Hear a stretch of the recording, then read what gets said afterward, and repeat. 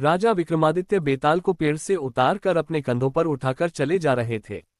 बेताल ने राजा से कहा, हे राजन, रास्ते में तुम्हारा मनोरंजन करने के लिए मैं तुम्हें एक और कहानी सुनाता हूँ।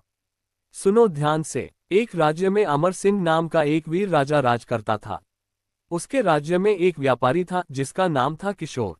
एक दिन किशोर व्यापार के सिलसिले में किसी अन्य राज्य में गया और वहां उसकी भेंट एक अत्यंत सुंदर और बुद्धिमान महिला से हुई।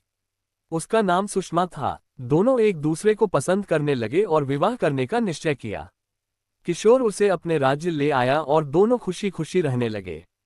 कुछ समय बाद राजा अमर सिंह को सुषमा की सुंदरता और बुद्धिमत्ता के बारे में पता चला। राजा ने सुषमा को अपने दरबार में बुलाया और उसे देखकर मोहित हो गया। उसने सोचा कि सुषमा को किसी भी तरह अपनी रानी बनाना चाहिए। एक दिन राजा ने सुषमा से कहा, तुम्हारे पति को मुझसे मिलने के लिए भेजो। सुषमा जानती थी कि राजा का इरादा ठीक नहीं है, इसलिए उसने एक योजना बनाई।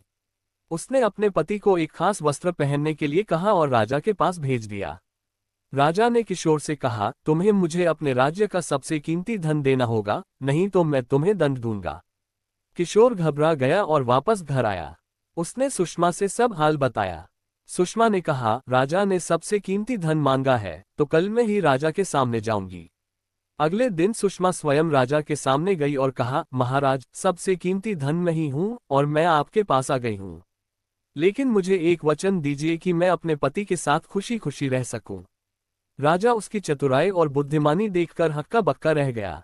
उसने सुषमा को सम्मानपूर्वक वापस भेज दिया और दोनों पति पत्नी फिर से सुखपूर्वक रहने लगे। बेताल ने कहानी समाप्त की और पूछा, हे राजन, बताओ सुषमा ने राजा को कैसे हराया? विक्रमादित्य ने उत्तर दिया, सुषमा ने अपनी बुद्धिमत्ता से राजा की इच्छाओं को पहचान लिया और अपनी चतुराई से उसे मात दे दी। ये सुनते ही बेताल पेड़ पर वापस चला गया।